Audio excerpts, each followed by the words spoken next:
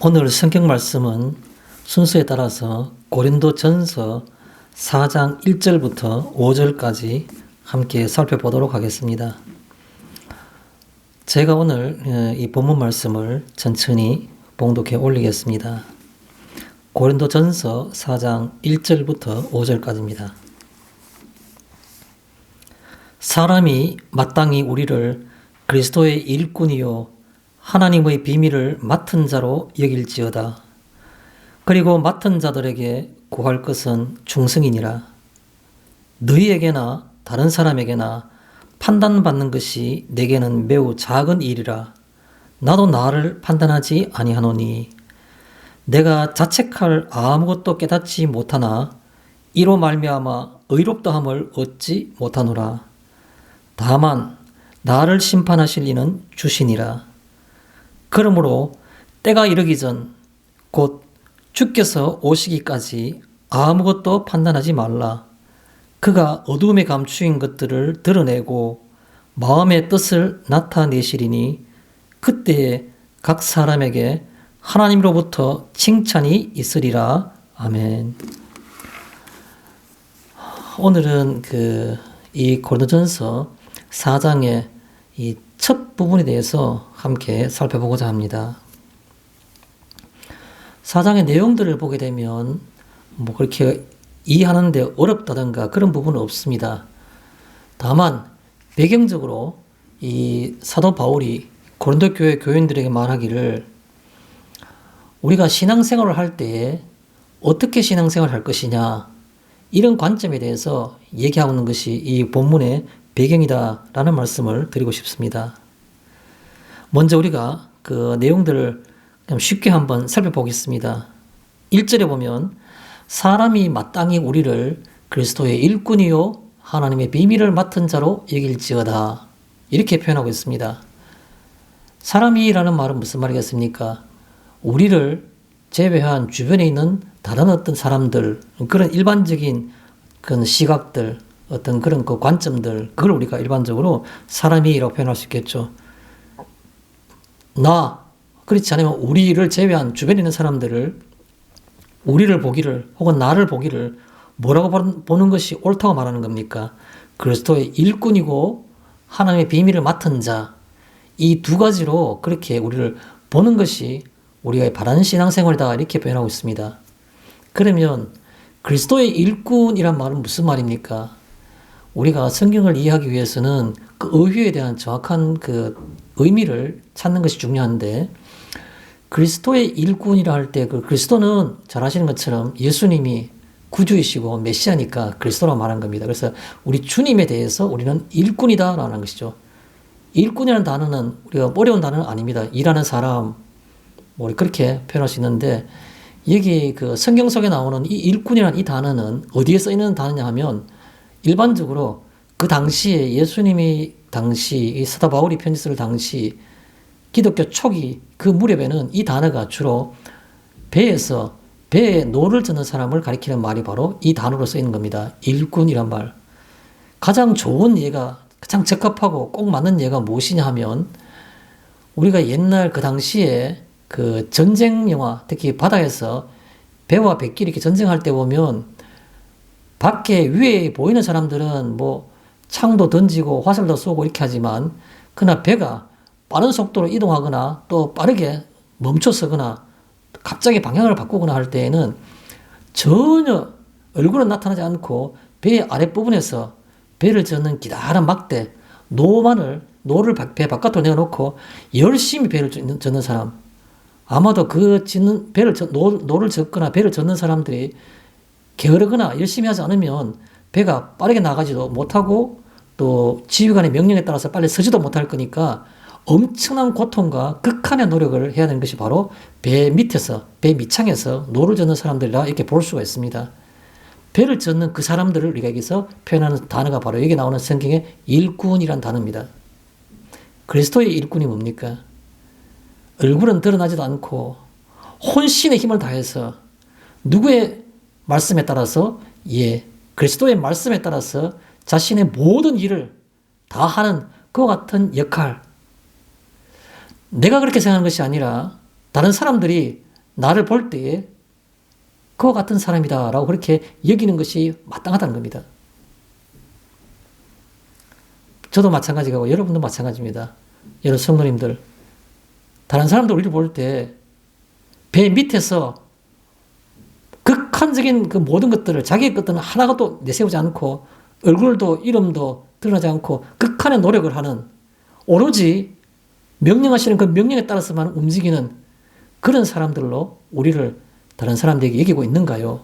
라는 말씀을 드리고 싶은 겁니다. 또 하나님의 비밀을 맡은 자라 그렇게 이길 것이다 이렇게 표현했으니까 하나님의 비밀을 맡은 자로 이길지어다. 하나님의 비밀이란 건 뭡니까? 하나님께서 이 땅에 우리에게 주신 복음, 그 사실, 그게 우리가 어떤 자에게는 이해가 되고 어떤 자에게 이해가 되지 않으니까 그걸 비밀이라 볼 수 있겠죠. 그 하나님의 비밀을 맡은 자로, 맡은 자라는 때 이 맡은 자라는 말은 또 그 당시에 어휘적으로 어떤 사람을 가리키냐면 그 집에 있는 집사, 청지기, 집을 관리하는 사람, 그런 사람 가르칠 때 쓰는 말이 바로 여기 쓰이는 단어 맡은 자라는 말입니다. 우리 자신이 우리가 맡은 교회에서 성도들의 무리 가운데에서 이 교회가 하나님의 비밀, 즉 하나님의 나라가, 이 땅에 있는 이 나라가 우리들 하여금 잘 관리되고 거기에 우리가 정말 중요한 어떤 그런 섬김을 하는 그런 역할들로 우리가 교회에서 봉사하고 있는지요. 그 말을 바울은 얘기하고 있는 겁니다. 그리스도의 일꾼이요 하나님의 비밀을 맡은 자라는 말은 그런 말이라는 뜻이죠. 2절에 뭐라고 말하고 있습니까? 그리고 맡은 자들에게 구할 것은 충성이니라. 충성이라는 말 자체를 의미를 다 이해하시지만 성경에서 말하고 있는 이 충성이라는 단어가 갖고 있는 원래 기본적인 가장 중심되는 뜻은 바로 신실함이란 겁니다. 변하지 않는 신실함. 신실함, 그걸 우리는 여기서 충성이라고 하는 겁니다. 여기 쓰인 단어가 피스토스라는 말은 그 어원 자체를 보면 믿음이라는 단어하고 같은 어원을 사용하고 있다는 것을 우리가 잘 알 수 있습니다. 여기서 충성이라는 말은 무슨 말인가 하면 세월이 가도 시간이 변해도 어제나 오늘이나 내일이나 그 언제든지 늘 하나님 앞에서 주를 향한 어떤 열심과 인생의 가치가 늘 변함없이 그곳에 있는 변치 않는 신실함, 그걸 우리는 충성이라 이렇게 말하는 겁니다. 3절에 너희에게나 다른 사람에게나 판단받는 것이 내게는 매우 작은 일이라. 그냥 읽어보면 이게 무슨 뜻인지 잘 모릅니다. 너희에게나 라는 말은 무슨 말입니까? 이 고린도 교회에 앞에서 바울이 한번 책망한 적이 있습니다. 나는 바울에게 속했다. 나는 아볼로에게 속했다. 교회 내에서 분파가 있는 것을 바울은 책망한 적이 있습니다. 여기에 나오는 이 단어가 바로 그와 관련이 있습니다. 너희에게나 라는 말은 무슨 말이냐 하면 바울파를 가리킵니다. 바울에 속한 사람이다. 나는 바울에 속한 사람이다. 라고 생각하는 고린도 교회의 분파를 가리키는 것이고, 다른 사람에게나 라는 말은 아볼로에게 속했다라고 생각하는 사람들을 가리키는 겁니다. 그래서 바울이 말하기를 바울에 속한 사람은 무엇이며 아볼로에 속한 사람들은 무엇이냐, 그걸 책망하고 있는 겁니다. 그래서 너희에게나 혹은 다른 사람에게나 판단받는 것이 내게는 매우 작은 일이라. 바울에 속한 사람들은 바울을 좋게 여길 것이고 아볼로에게 속한 사람들은 바울에 속한 사람들보다는 바울을 그렇게 좋게 여기지 않을 수도 있는 겁니다.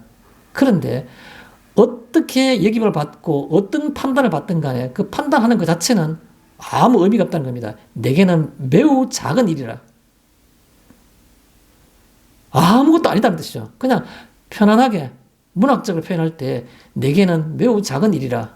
아무것도 아니다. 무슨 의미가 있느냐? 그걸 바울은 얘기하고 있는 겁니다.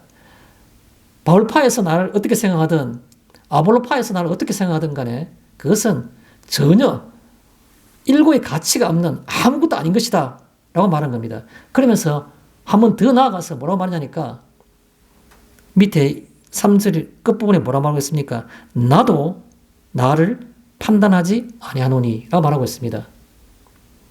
누구보다도 바울로에 속한 사람이든 아볼로에 속한 사람이든 간에 어떻게 바울의 속마음을 잘 알 수 있겠습니까? 그냥 피상적으로 겉보기만 보고 아는 것이죠. 가장 잘 아는 사람은 바울 자신인 겁니다. 바울은 바울 자신, 자기가 제일 자신을 잘 알지만, 자신이 자기를 제일 잘 알지만, 자신도 자기를 판단하지 아니하노라라고 말하고 있는 겁니다. 왜 그럴까요? 자기는 자신을 잘 알잖아요. 내가 잘하고 있는지 못하고 있는지를. 내가 가식적인 것인지 진짜 신실한 것인지 누구보다도 잘 알 수 있지 않습니까? 그런데 바울도 자기 자신을 판단하지 아니하노라고 말하고 있는 겁니다. 그 이유가 4절에 나옵니다. 좀 더 확장해서 말하기를 이렇게 말하고 있습니다. 내가 자책할 아무것도 깨닫지 못하나. 내가 내 자신을 속에 이렇게 들여다보니까 내가 스스로를 책망할 만한 것들, 잘못하고 있다고 생각하는 것들이 아무것도 없다는 겁니다. 바울이 자신을 보니까 남에게 속인 것도 가식적인 것도 말과 행동이 다른 것도 그런 것이 없고 스스로 자기를 책망할 만한 것들, 자책할 것이 아무것도 없으나 그러면 어떻게 되는 겁니까? 자기가 자기를 칭찬하거나 자기를 의롭다 이겨야 되는 거죠. 그럼에도 불구하고 뭐라고 말하고 있습니까? 내가 자책을 아무것도 깨닫지 못하나 이로 말미암아 이것들 때문에 의롭다함을 얻지 못하노라. 내가 나를 살펴보니까 다른 사람은 모르지만 내가 나를 믿어줄만 해. 내가 하나님 앞에서 떳떳해 라고 생각이 되더라도 그런데도 불구하고 나는 의롭다함을 얻지 못한다라고 말하고 있는 겁니다. 왜요? 이유가 있는 거죠. 다만 이유를 결정적으로 선언하고 있습니다. 나를 심판하실 이는 주시니라. 예수님만이, 주님만이 나를 판단하실 것 같은 판단력과 권한이 있다는 겁니다. 나는 내가 아무리 하나님 앞에서 자랑스럽고 부끄러움이 없고 자책할 만한 게 없다 하더라도 결코 나를 내가 의롭다고 이길 수가 없다는 겁니다. 내가 나를 의롭다고 이기더라도 주께서 만약 그렇지 않다 말하면 주님 말씀이 더 옳은 겁니다. 그래서 내가 내 자신을 볼 때에 느끼는 바가 있다 하더라도 그것조차도 뭐 너희들에게나 다른 사람에게나 혹은 내가 내 자신을 보더라도 또 내 자신을 볼 때 자책할 만한 것이 아무것도 없다 하더라도 나는 내가 의롭다는 얻지 못하는데 그것은 바로 뭐냐 하면 다만 심판하실 일은 바로 주님밖에 없으시기 때문에 그렇다는 겁니다. 여러분 교회 내에 분쟁이 왜 생깁니까? 내가 판단해 보건데 저 사람은 저렇게 하면 안 돼라는 생각이 드니까 교회 내에 분쟁이 생기는 겁니다. 그게 옳은 겁니까? 여기 바울은 그것을 얘기하고 있는 겁니다. 누가 누구를 판단하고 누가 누구를 정죄하는 겁니까? 내가 내 자신을 잘 알고 그 내 자신을 잘 아는 내가 들여다볼 때에도 내가 자책할 만한 것이 없다 하더라도 내가 스스로 의롭다고 말할 수가 없다는 겁니다.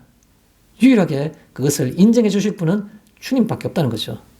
마지막에 그것을 정리하면서 대단원의 막을 내리고 있습니다. 뭐라고 말하고 있습니까?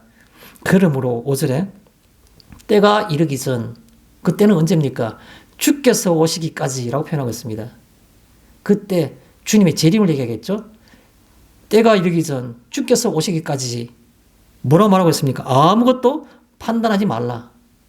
내가 내 스스로를 판단하지 않을진데 남을 더더욱이 판단할 수 없는 겁니다. 내가 나를 잘 알 수 있지만 그럼에도 불구하고 내가 나를 판단하지 않는데 누가 나를 판단하며 내가 누구를 판단하겠냐는 겁니다.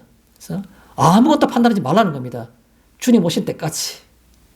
판단할 수 있는 권한과 그의 어떤 능력은 그만이 있다는 겁니다. 그래서 그가 오시면 어떻게 됩니까? 그가 어두움에 감추인 것들을 드러내고 어두움에 감추인 것은 뭡니까? 사람이 나는 잘 알아. 하나를 보면 열을 알아. 라고 말하는 사람들 많은데 그렇게 잘 아는 사람들도 절대로 알 수 없는 게 사람의 마음인 겁니다. 그래서 나는 저 행동을 보면 나는 저 사람이 믿음이 어떤지를 다 알아. 뭐 그렇게 생각하는 게 확신을 갖고 있는 것들라도 그러나 사람 속에 있는 것들은 알 수 없는 거기 때문에 그날 주님께서 오시면 그 어두움에 감추인 것들을 다 드러내 보이신다는 겁니다. 그때 보면 어둠의 감추를 드러내 보인다는 말은 무슨 말이겠습니까? 사람의 판단이 완전하지 않다라는 말로 소극적으로 표현할 수 있고 좀 더 적극적으로 표현한다 그러면 사람의 판단이 완전히 틀릴 수도 있다는 겁니다. 그래서 주님께서 그날에 그것을 어두운 가운데 드러내시고 또 마음의 뜻을 나타내시리니 저 사람은 정말 너무너무 순결해. 영안이 밝아. 그렇게 우리 칭송을 많이 받는 사람이라도 주님께서 오셨을 때에 그 마음의 뜻을 나타낸다는 말은 무슨 말입니까? 사람이 생각하는 것과는 다른 것들도 얼마든지 있을 수 있는 그런 뜻이 되는 겁니다. 그러니까 우리는 사람이 사람을 판단하고 짐작하고 비판하고 신앙에 대해서 서로 갖다가 어떻게 물어봤다가 뭐 권하고 하는 그런 것 자체가 그것이 조심스럽다는 겁니다. 마지막에 뭐 하는 겁니까? 그러면 그날의 그 마음 생각을 나타내시니 나타내고 나면 뜻밖의 사건들이 있을 수 있겠죠. 어떻게 저 사람이 또 반면에 어떻게 저 사람이 예수님이 그 공생애를 활동을 하실 때에 수많은 종교 지도자들이 예수님께 칭찬받은 사람들은 거의 없었습니다. 몇몇 사람을 제외하고.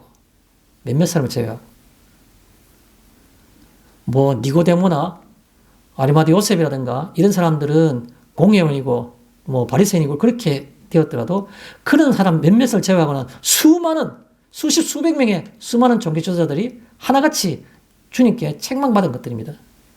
예수님이 비유로 그런 말씀하셨죠.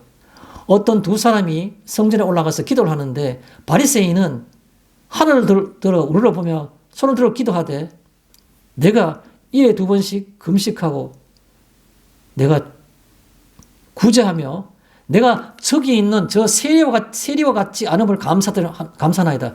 이렇게 기도를 하는 겁니다. 세리는 매국노예요. 그 죄인 중에 가장 대표적인 형태이죠. 그런데 그 세리는 고개를 들지도 못하고 나는 죄인으로소이다 하고 고개를 숙여서 감히 하늘 우르르 보지도 못하고 그렇게 기도한 겁니다. 예수님께서는 두 사람 중에 그 세리가 의롭다 하심을 받고 내려갔느니라 라고 말씀하신 겁니다. 여기에 그가 어둠에 감추인 것들을 드러내고 마음의 뜻을 나타내시리니 이 말은 예수님의 그 두 기도하는 사람을 비유를 우리가 연상케 하는 겁니다. 우리는 누구를 훌륭하고 누구를 존경해야 된다고 생각합니까? 바리새인입니까? 그렇지 않으면 그 세리 죄인인 겁니까? 어둠에 감추인 것을 드러내고 드러내고 마음의 뜻을 나타내고 그렇게 하신다는 거죠. 마지막에 그때에 그러면 그것을 드러냄으로써 뭔가 그 양과 염소가 구분이 되겠죠. 오른쪽과 왼쪽이 구분이 되겠죠. 그래서 그때 각 사람에게 하나님으로부터 칭찬이 있으리라. 어떤 사람에게 칭찬이 있는 겁니까? 1절에 있는 것들. 그리스도의 일꾼 그리고 하나님의 비밀을 맡은 자. 이 두 유형의 사람들에게는 하나님의 칭찬이 각 사람에게 있다는 겁니다. 그게 이 바울이 고린도 교회에 편지한 것 같은 그 편지글 고린도 전서 4장 초도에 이 처음에 나오는 부분의 내용이다라는 말씀이죠. 여러 성도님들은 생각할 수 있는 어떤 그런 그 생각거리를 제가 한번 말씀을 드리겠습니다. 우리가 신앙생활을 할 때 신앙생활이란 말은 도대체 무엇을 신앙생활이라고 말하는 겁니까? 또 성도의 삶이란 하는 말을 많이 하는데 성도의 삶이란 말은 무엇을 가리키는 겁니까? 어떤 관점에서는 두 가지 어떤 기준을 가지고 우리가 한 번쯤 생각해 보는 게 좋을 것 같아요. 첫 번째 말은 뭐냐 하면 그 성도의 삶, 신앙생활이라는 것의 본질, 그 정체, 그 자체가 무엇이냐라는 걸 한번 생각해 볼 필요가 있는 겁니다. 신앙생활의 연륜이 10년이 되었든 50년이 되었든 60년이 되었든 간에 내가 성도로 살아간다는 이 삶 자체가 본질이 뭐냐라는 겁니다. 내가 신앙생활을 수십 년 해왔는데 그 신앙생활이라는 것의 그 정체가 도대체 뭐냐는 겁니다. 교회 가는 겁니까? 성경 읽는 겁니까? 내가 기도하는 겁니까? 전도하는 겁니까? 신앙생활의 일부분이라고 볼 수 있죠. 그러나 그 본질, 그 자체, 핵심, 그게 도대체 뭐냐는 겁니다. 오늘 우리 이 성경 본문은 그거에 대해서 우리들에게 생각하게 하는 어떤 그런 계기를 우리들에게 지금 제공해주고 있는 겁니다. 그래서 성도의 삶, 신앙생활이라는 게 도대체 뭐냐. 그 첫 번째 생활거리는 바로 그 본질과 정체가 뭐냐는 것이고 두 번째 생각할 수 있는 거리가 있다면 그것은 바로 이 성도의 삶, 신앙생활이라는 것의 성공적인 형태는 무엇이냐라는 겁니다. 성공적인 형태. 나는 매주, 매일, 매 시간 반복되는 신앙생활을 하고 있다는 생각하고 있습니다. 매일 나는 한 번도 나는 내가 믿음을 가진 사람이라는 것을 내가 잊어본 적이 없다. 어떻게 하면 내가 하나님 뜻대로 살아갈까? 나는 성도로서의 삶을 매일매일 자각하고 있고 그렇게 살아가고 있는 겁니다. 또 때에 따라서는 그것을 좀 더 찾고자 내가 성경 공부도 하고 신앙 서적들을 열심히 읽기도 하고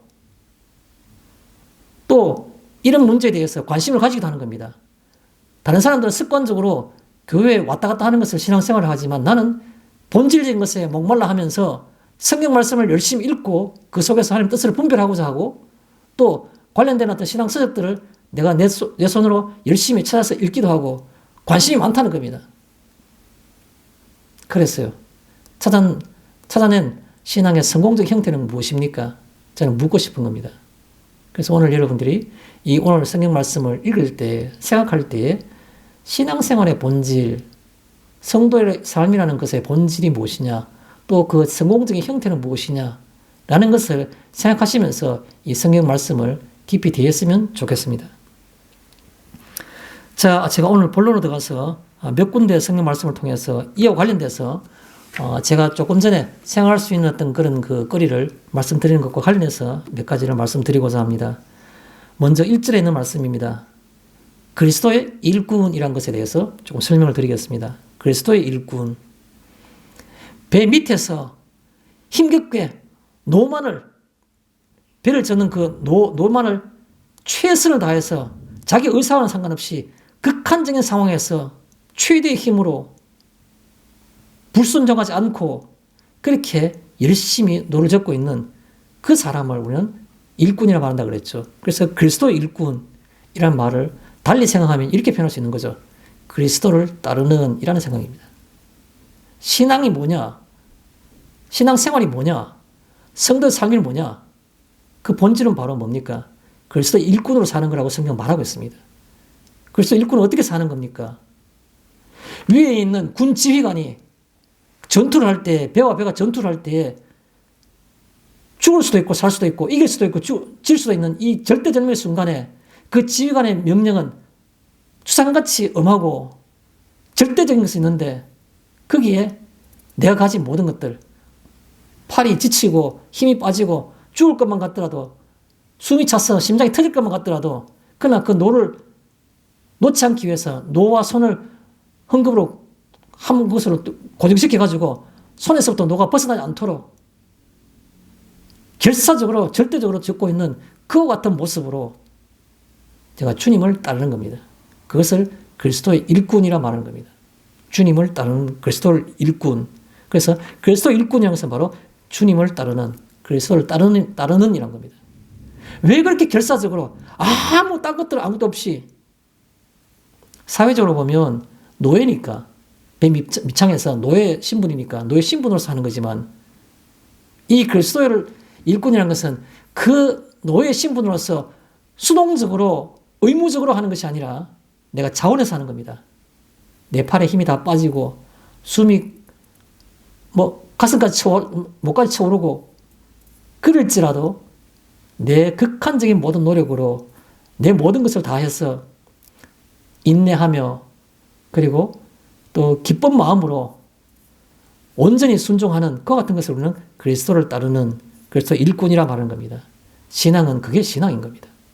성도의 삶은 그게 성도의 삶인 겁니다. 또요, 그리스도 일꾼이라는 것은 그리스도께 순종하는 이란 겁니다. 주님께서 이 길로 가자 하는데 그 길로 가기가 싫다 해서 가지 않는 것은 순종하는 것이 아니죠.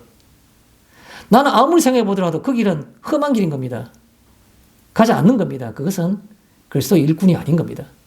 그리스도 일꾼은 내 생각, 내 판단, 내 이해관계를 벗어나서 이해가 안 되는데도 뻔히 어려움이 내 앞에 있는 것을 내가 감지할 수 있음에도 불구하고 그러나 순전히 왜요? 주님이 그렇게 하시기 때문에 말씀하시기 때문에 그것을 우리는 그리스도의 일꾼이라 말하는 겁니다. 그리스도께 순종하는 또 이 그리스도의 일꾼이란 말은 마지막으로 그리스도 안에서 모든 것을 수용하는 이라는 뜻입니다.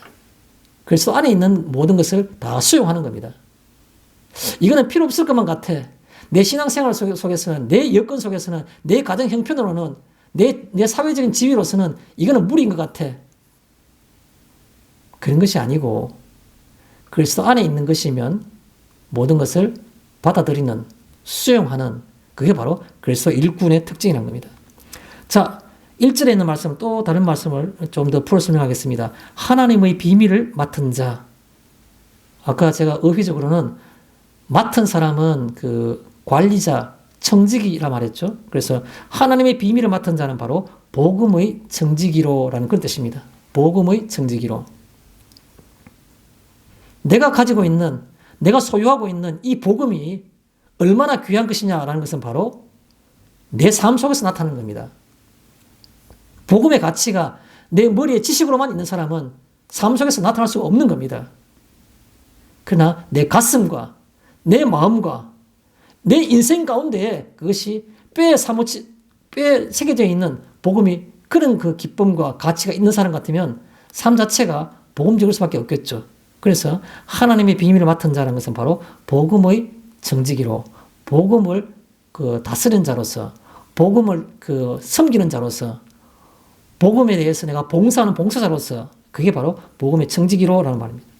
또 다르게 표현한다 그러면 이 땅에서 이미 임한 하나님 나라의 구성원으로서, 그 뜻입니다. 하나님 나라의 구성원으로서 내가 주위에 있는 형제 성도들과 함께 이 하나님 나라의 구성원이 되는 겁니다. 이것이 그냥 외형적으로 보이는 교회의 교인이 된 것이 아니라 영적으로 하나님 앞에서 내가 하나님 나라의 구성원이 됐다는 겁니다. 그 가치와 그 기쁨, 그것을 우리가 가지는 사람이 바로 하나님의 비밀을 맡은 자라 말하는 겁니다. 자, 그 다음에 2절에 보면 구할 것은 충성이니라 라는 말이 있습니다. 구할 것은 충성이니라. 거기에 하나님의 그리스도의 일꾼으로 하나님의 비밀을 맡은 자로서, 그리스도의 일꾼, 하나님의 비밀을 맡은 자, 이 두 개의 어떤 직임을 자각하고 그것을 내가 온전히 순종하는 사람들은 유일하게 그 사람에게 요구되는 것이 있는데 그것은 바로 충성이라는 겁니다. 충성. 그래서 이 구한 것은 충성이라는 말을 다른 말로 표현하면 신실함만이. 내가 하나님 앞에서 또 주님 앞에서 보일 수 있는 가장 큰 어떤 그런 행위, 성공적인 삶의 형태가 뭐냐는 겁니다. 신실함인 겁니다. 신실함. 이 복음의 가치에 대해서 내가 깨닫는 것이 신실하고, 이 복음의 가치에 대해서 그에 따라서 그 말씀을 따라 순종하는 것이 신실하고, 어려움이 닥치더라도 상황과는 상관없이 변함이 없고, 그런 것을 우리는 신실함으로라고 말하는 겁니다. 이런 상황이든 저런 상황이든 간에 그 복음의 가치가 내 생각과 삶을 전혀 흔들지 않는, 그것이 바로 신실함으로라는 겁니다. 또 환경과 무관하게라는 겁니다. 구할 것은 충성이니라라는 말은 신실하다는 말이고, 신실하다는 말은 환경과 무관하다, 환경과는 독립적이다라는 겁니다. 어떤 점입니까? 나의 환경이 변할 것도 있지만은 내 생각과 내 주변의 환경이 변할 수 있는 겁니다. 내 주변에는 악한 자들이 얼마나 그렇게 잘 되는지, 모든 일에 세상에서 얼마나 잘 출세하는지, 형통한지,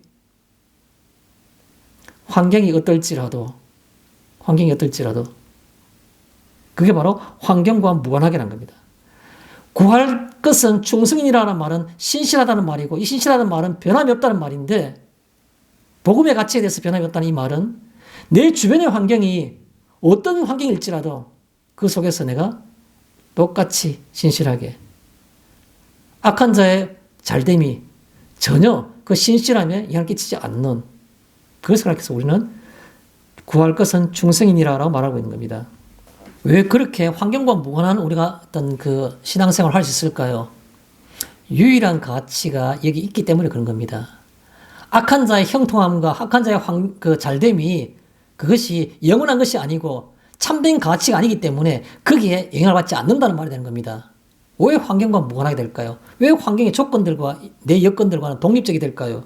그것은 바로 유일한 가치가 복음에 있기 때문에, 내 믿음 가운데, 신앙 가운데 있기 때문에, 그래서 주변의 어떤 것들이 나를 영향을 주지 못한다라는 겁니다.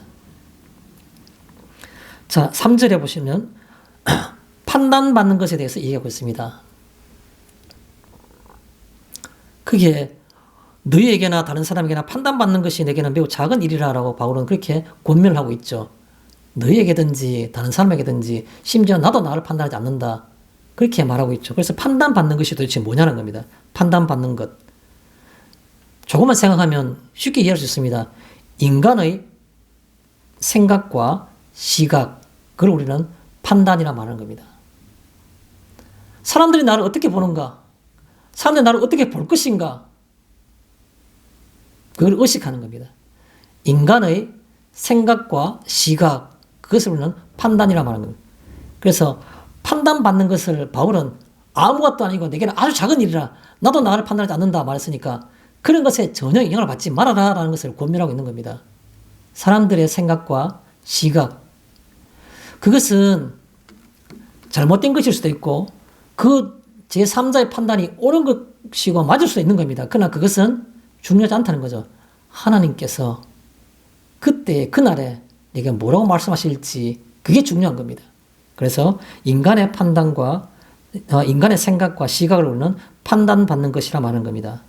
또 판단받는 것은 다른 말로 표현하면 인간의 인식 속에서라는 겁니다. 내 삶의 가치를 평가받는 것이 어떻게 사람의 인식 가운데서 평가를 받으려고 하는 겁니까?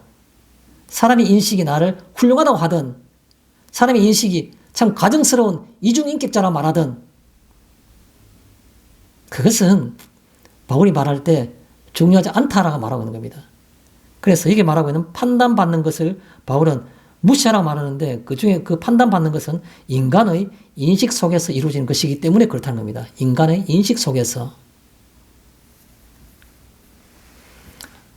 자녀는 아버지로부터, 부모로부터 인정받고 싶고 칭찬받고 싶죠. 또 사회를 생활하다 보면 윗사람 상사로부터 뭔가 인정받고 싶죠. 또 주변의 사람들로부터 보면 부러움을 받고 싶죠. 너는 어떻게 그렇게 잘 되니? 그런 모든 판단받는 것들은 인간의 인식 속에서 이루어지는 것들입니다.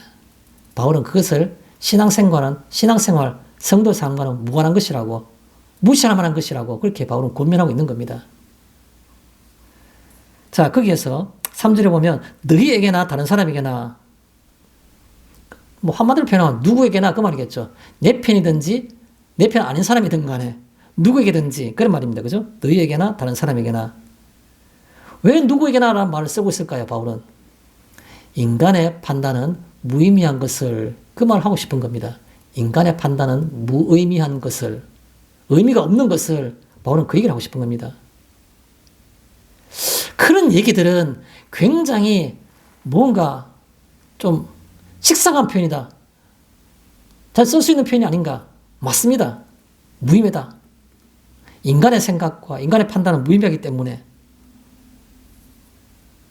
그런데요, 그렇게 말씀하시는 성도님들의 생각 속에서 진짜로 그런 것들이, 그런 표현이 식상하다고 말하지만 그것에 영향을 받지 않으시는가요? 저는 그걸 묻고 싶은 겁니다. 너희들에게나 다른 사람들에게나 그렇게 말할 때 누구에게나 인간의 판단은 아무 의미가 없는 것을 바울은 그렇게 잔잔히 우리에게 오늘도 다시 얘기하고 있는 겁니다. 나는 나일 뿐인 겁니다. 왜 나입니까? 하나님 앞에 있는 내가 중요한 것이지 사람 앞에 있는 내가 중요하지 않기 때문에 그런 겁니다. 나는 다 아는데요. 그런 말씀 안 했으면 좋겠습니다. 그냥 하나님 앞에서 고요히 서 있는 나 이외에는 어떤 것들도 의식하지 않는 것이 바로 너희에게서나 또 다른 사람에게서나 라는 말을 우리가 생각하게 하는 그런 어떤 상황이라는 것이죠. 또 여기 너희에게나 다른 사람에게나 라는 말은 신앙의 주소는 하나님 앞일 뿐, 그 뜻입니다. 신앙의 주소는 하나님 앞 뿐이란 겁니다. 제가 늘 자주 쓰는 용어 있지 않습니까? 라틴어로 코람 데오, 하나님 앞. 신앙은, 성도의 삶이란 것은 무엇이 훌륭한 형태입니까? 하나님 앞에 있는 것이 훌륭한 형태인 겁니다. 정체가 뭡니까? 하나님의 시선을 의식하는 겁니다. 그게 하나님의 시선을 의식하는 시간, 하나님의 시선을 우리가 인정하는 시간, 그게 바로 성도의 삶의 본질이고 정체인 겁니다. 하나님의 시선 없는 시간의 흐름은 성도의 삶도 아니고 신앙생활도 아닌 겁니다. 교회에 들락날락 하는 것이 신앙생활이 아니지 않습니까?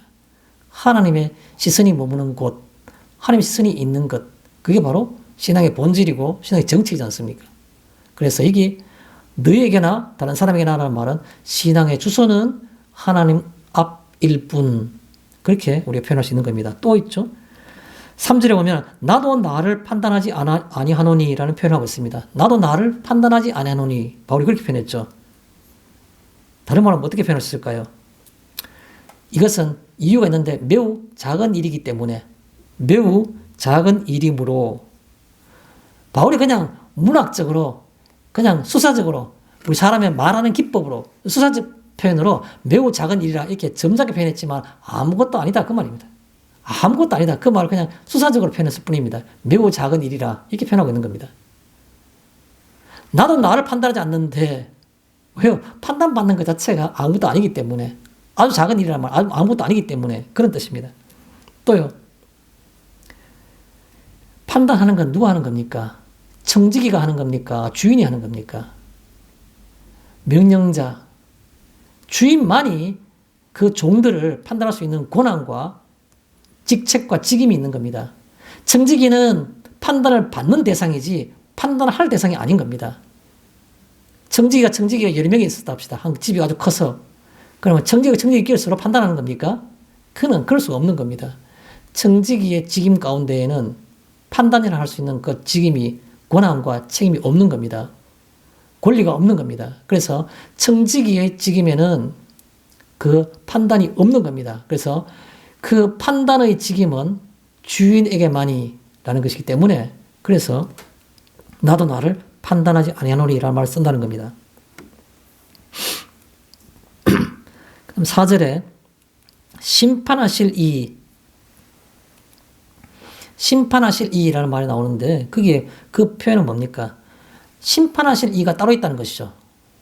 내가 나를 판단하지 않는 이유가 있는데, 그것은 바로 다만 나를 심판하실 이는 주신이라는 말이지 않습니까? 그래서 심판하실 이라는 말은 바로 심판의 주체는 사람이 아니다라는 것을 표현하고 있습니다. 심판의 주체, 심판의 주권, 심판할 수 있는 권리, 권한은 사람이 아니다는 겁니다. 그래서 심판하실 이라는 말은 심판의 주체는 사람이 아닌, 다른 말로는 주님이시니까, 주님이 계시기에, 그런 말입니다. 주님이 계시기에. 5절에 때가 이르러 우리가 그 주께서 오시기까지 말하는데, 오시면 드러내고, 어둠에 감추인 것을 드러내고 마음의 뜻을 나타내시리라 할 때 드러내고 나타내시리니 라는 표현이 5절에 있습니다. 드러내고 나타내시리니. 여러분, 드러내고 보이신다는 말은, 나타내신다는 말은 무슨 말입니까? 가만히 두면 모른다는 말입니다. 그렇지 않습니까? 왜 드러내고 왜 나타내시는 겁니까? 안 드러내고 안 나타내시더라도 안과 밖이 다 똑같고 다 알 수 있는 것 같으면 굳이 드러내고 나타내실 필요가 없는 겁니다. 여기에 드러내고 나타내시는 말은 무엇을 잠정적으로 그 속에 내포하고 있는 겁니까? 사람이 보지 못하는 것들을, 그런 뜻을 그 속에 포함하고 있는 겁니다. 사람이 그것을 보지 못하기 때문에 그것을 그때 드러내시고 나타내시는 겁니다. 그래서 그가 오시면 어둠에 감춘 것들을 드러내고 마음의 표현을 또 나타내신다는 말은 사람이 보지 못하는 것들을 있기에, 사람이 보지 못하는 것들이 있기에, 그래서 그것을 그렇게 하신다는 겁니다. 또 다른 말로는 보이는 부분과는 보이는 부분과는 다른. 우리는 절대로 바울 스스로 자신을 자기가 자책할 것이 없는데도 불구하고 자기를 어렵다 하지 못한다고 하는 것은 바로 심판할 이시가 주님이기 때문에 그렇다고 말한 것처럼 보이는 부분과는 다른 게 있을 수 있는 겁니다. 보이는 부분과는 다른. 내가 내 자신도 판단하지 못하는데 어떻게 남을 판단할 수 있겠습니까? 그래서 보이는 부분과는 다른 그런 말이 바로 드러내고 나타내시리니라는 말 속에 포함되어 있는 겁니다. 마지막으로 또 드러내고 나타내시리니 이 말 속에 있는 또 다른 표현은 남김없이라는 말입니다. 사람은 속속들이 다 알 수가 없습니다. 그런데 하나님은 그때 남김없이 다 드러내실 겁니다. 남김없이. 그 말이 바로 드러내고 나타내신다는 표현입니다. 우리 속에 있는 것들을, 감추고 싶은 것들을 아주 작은 저 깊은 구석에다 꽁꽁 숨겨놓은 것들이 다 드러낸다고, 다 드러나고 남김없이 다 나온다고 생각해 보겠습니다. 어떨까요? 주께서 그렇게 하시겠다는 겁니다. 그래서 여기에 드러내고 나타내시기 때문에 내가 지금 이 현실의 세계 속에서는 어떤 것도 말하고 싶거나 판단하고 싶은 게 없다는 겁니다. 그것만을 의식할 뿐인 겁니다. 그가 오시는 날에 그것들을 드러내고 나타내시기 때문에 숨긴 것이 없고 감추일 것이 없고 남김없이 다 드러난다는 것이겠죠. 자, 마지막 5절에 보면 칭찬이 있으리라. 각 사람에게 하나님이 칭찬이 있으리라고 말하고 있습니다. 칭찬이 있으리라. 그 충성에 대한, 그 충성이 쉬운 것은 아니죠. 그 충성에 대한 주님의 반응, 충성에 대한 주님의 판단, 네 충성이 정말 바른 충성이다라는 판단, 또 그에 대한 반응, 그걸 가르쳐서 오는 칭찬이라 말하고 있는 거예요. 그 칭찬이 뭐겠습니까? 이 고린도 교회에 편지한 바울은 거기에 대해서 구체적으로 언급한 게 있습니다. 우리가 잘 아시는 성경 말씀이죠. 바울이 그가 가장 말년에 순교하기 바로 직전에 썼던 마지막 그 편지글이 바로 디모데 후서입니다. 디모데 후서 그 제일 끝부분에 가면 디모데 후서 4장 7절과 8절에 보면 우리가 잘 아는 말씀이 나옵니다. 내가 선한 싸움을 싸우고 달려갈 길을 마치고 믿음을 지켰으니 이후로부터는 나를 위하여 면류관이 예배되었으니 주 곧 의로우신 재판장이 그날에 내게 주실 것이며 내게만 아니라 주의 나타나심을 사모하는 모든 자에게 도니라. 이렇게 디모데 후서 4장 7절과 8절에 얘기하고 있습니다. 뭐라고 말하고 있습니까? 의의 면류관을 주실 것이라고, 내가 상을 주실 것이라고, 내게만 그런 것이 아니라 주의 나타나심을 바라는 사모하는 모든 자에게도 똑같이 그렇게 하신다고 상급에 대한 얘기들을 바울은 얘기하고 있는 겁니다. 오늘 말씀을 정리하겠습니다. 제가 서론 부분에서 성도님들에게 질문을 드렸었죠. 성도의 삶이란 게, 다른 말로 신앙생활이란 게 무엇입니까? 그 본질의 정체가 무엇이며 그 성공적인 형태가 무엇이냐라고 제가 질문을 드렸습니다. 저는 이 말씀을 맺는 부분에 대해서 제 생각을 정리해보고자 합니다. 여러 가지로 표현할 수 있지만 저는 어떻게 표현하면 성도의 삶의 본질을, 또 일제에서 말하고 있는 그리스도의 종, 하나님의 비밀을 맡은 자, 이 역할을 하는 것이 신앙생활의 본질이라고 말할 수 있는데 이걸 다른 말로 쉽게 표현하면 뭐로 표현할 수 있을까? 저는 이렇게 표현하고 싶습니다. 주님의 재림을 바라는 신실함. 오늘도 주님의 재림을 크게 바라며 대망하며, 내일도 주님의 재림을 크게 바라며 대망하는 그와 같은 신실함, 주님의 재림을 크게 바라는 신실함, 변치 않는 것 같은 어떤 것, 그게 바로 신앙생활의 본질이고 그냥 성공적 형태라고 볼 수 있는 겁니다. 그러면 그런 사람의 삶 속에는 어떤 것이 요소가 필요할까요? 바로 우리가 잘 알고 있는 뭐죠?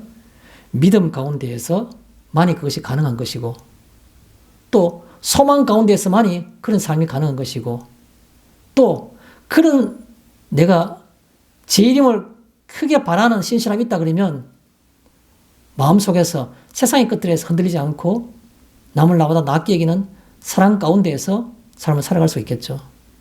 이 주께서 오시기까지 우리가 지켜나가야 될 성도의 삶, 신앙생활에 대해서 여러분 한 번쯤 깊이 있게 생각해보며 그것들이 삶에 적용되는 한 주간이 되었으면 좋겠습니다. 마치겠습니다.